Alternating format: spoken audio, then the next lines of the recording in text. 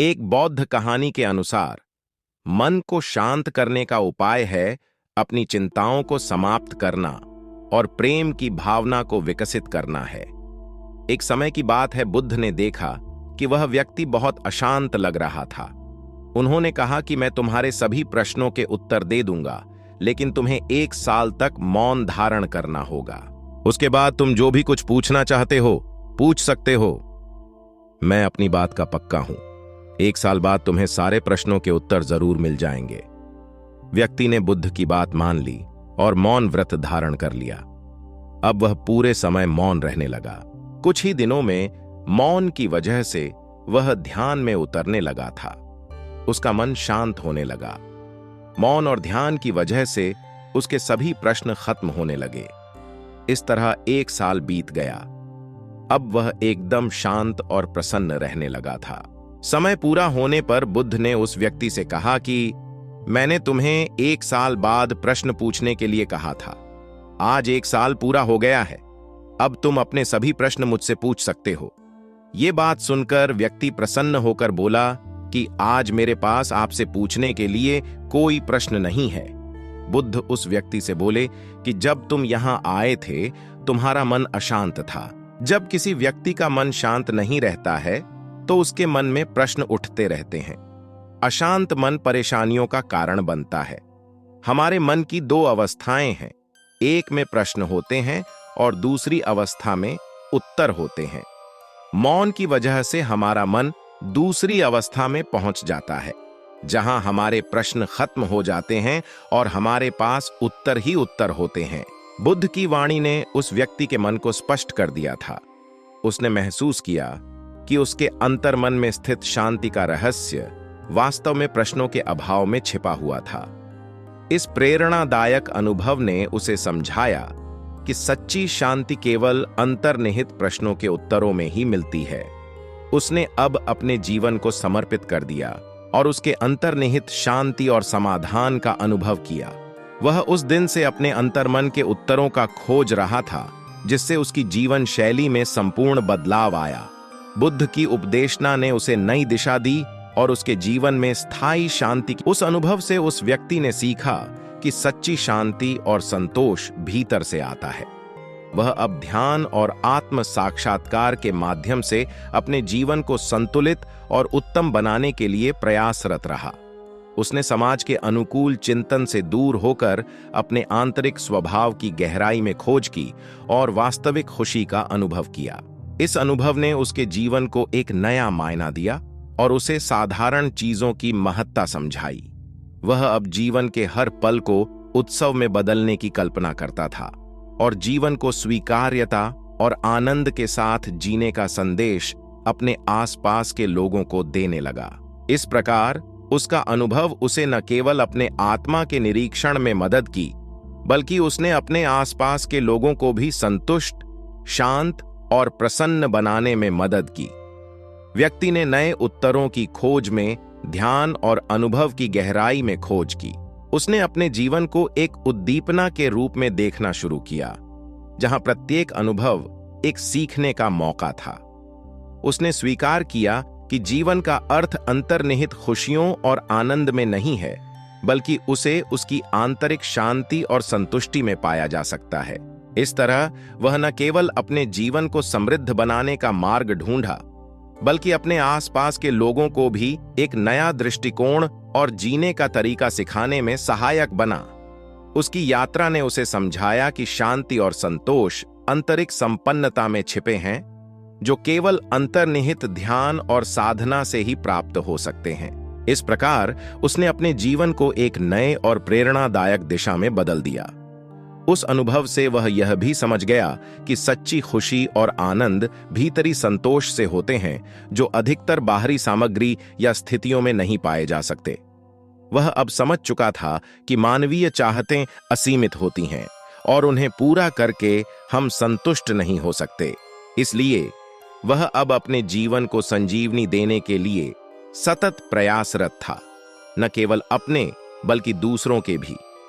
उसकी सीख और अनुभव ने उसे यह सिखाया कि जीवन की सबसे बड़ी धन्यता और संतोष अपने अंदर की शांति में है, जो उसके विचारों, भावनाओं और कार्यों के साथ सहयोग करके आती है।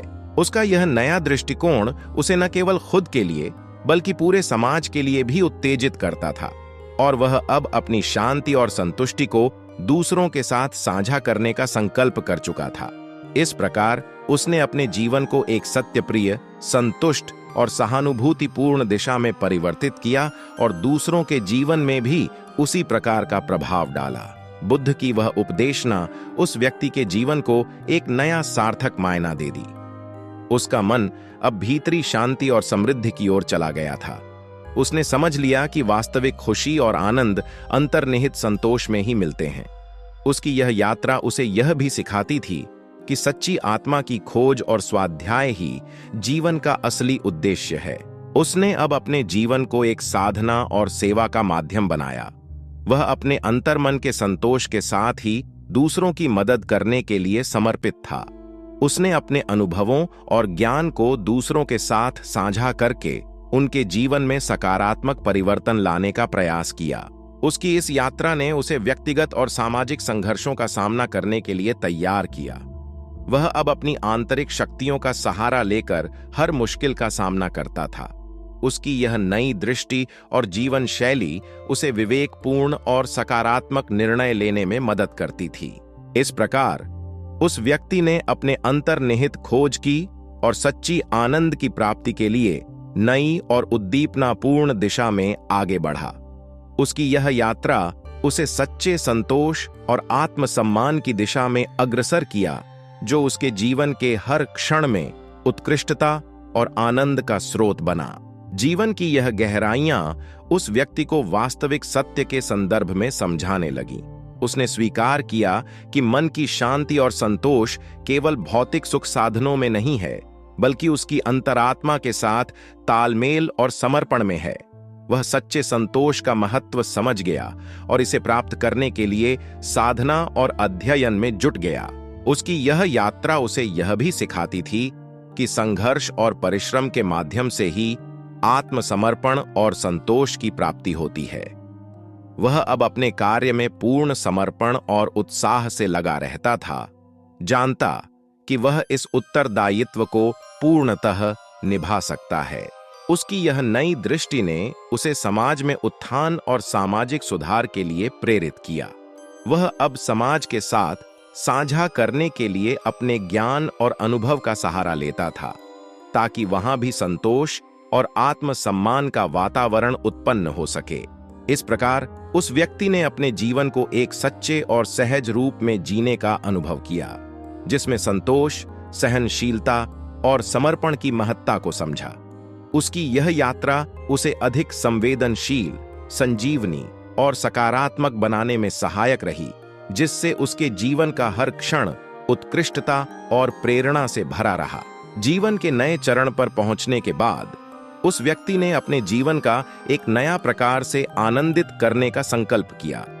उसने शांति और संतोष के लिए एक आध्यात्मिक मार्ग अपनाया और अपने जीवन को सरलता और सहजता से भर दिया। उसने समझ लिया कि जीवन की सच्ची खुशियां और आनंद विश्वास, सेवा और प्रेम में छिपे हुए हैं। उसके पास अब एक नया दृष्टिकोण था, जो उसे सभी के साथ संयुक्त रूप से जीने की प्रेरणा देता था। उसने अपने जीवन को एक उद्दीपक के रूप में देखना शुरू किया, जहां प्रत्येक अनुभव उसके लिए एक शिक्षा और एक दिव्यता का स्रोत था। वह अब हर पल को एक संदेश के रूप में देखता था और अपने जीवन को धर्म, सेवा और प्रेम के माध्यम से महत्वपूर्ण बनाने के लिए समर्थ था। उसने स्वीकार किया कि वास्तविक संतोष और आनंद केवल आत्मा की उन्नति में है, जो सभी के भीतर होती है। वह अब अपने जीवन को ध्यान, मेधा और प्रेम के साथ जीता था, जिससे उसके चारों ओर का वातावरण प्रेरणादायक और आनंदमय बन गया। उसने अपने जीवन को एक उत्तम और दिव्य दिशा में परिवर्तित किया और अब वह अपने साथी मानवों को भी उसी दिशा में प्रेरित कर रहा था। उसका यह नया जीवन शैली उसे स्वार्थ से बाहर निकालकर सार्वभौमिक संतोष और आनंद की ओर प्रेरित कर रहा था। उस व्यक्ति की यह आत्मगाथा उसके चारों ओर के लोगों में एक परिवर्तन का संदेश बन गई। उसका संगीत जीवन को एक नया तालमेल और उत्साह दिया। उसने अपने जीवन की ध्वनि को अपने प्रेम, सेवा और संगीत से भर दिया, जिससे वह अपने चारों ओर की सार्वभौमिकता का अनुभव करता था। उसका प्रेरणादायक जीवन और उसके कार्यों की अत्यधिक महत्ता ने उसे विशेष रूप से युवाओं के बीच में प्रिय बना दिया। वह अब अपने जीवन को एक प्रेरणा स्रोत और संगीतकार के रूप में जीता था, जिससे उसके संगीत और संदेश का प्रसार और विकास होता था। उसकी यह नई उत्साही और सकारात्मक दृष्टि ने उसे सामाजिक परिवर्तन के लिए प्रेरित किया। वह अब सामाजिक न्याय, सामाजिक समरसता और मानवीयता के लिए सक्रिय रूप से काम करता था, जिससे उसके आसपास का समाज भी सकारात्मक परिवर्तन में योगदान देने लगा। उसने अपने जीवन को एक समर्थ, सशक्त और संवेदनशील साथी के रूप में जीता, जो समाज के हर व्यक्ति के लिए एक प्रेरणा स्रोत बना। उसकी आत्मगाथा उन सभी को प्रेरित करती थी जो अपने जीवन में एक नया दृष्टिकोण और संवेदनशीलता चाहते थे। वास्तविक आनंद और संतोष अपने आत्मा की उन्नति में छिपे हैं, जो ध्यान और समर्पण से प्राप्त होते हैं। इस प्रकार उसकी आत्मगाथा ने उसे समर्पित, संवेदनशील और सकारात्मक जीवन का आनंद प्राप्त करने में मदद की।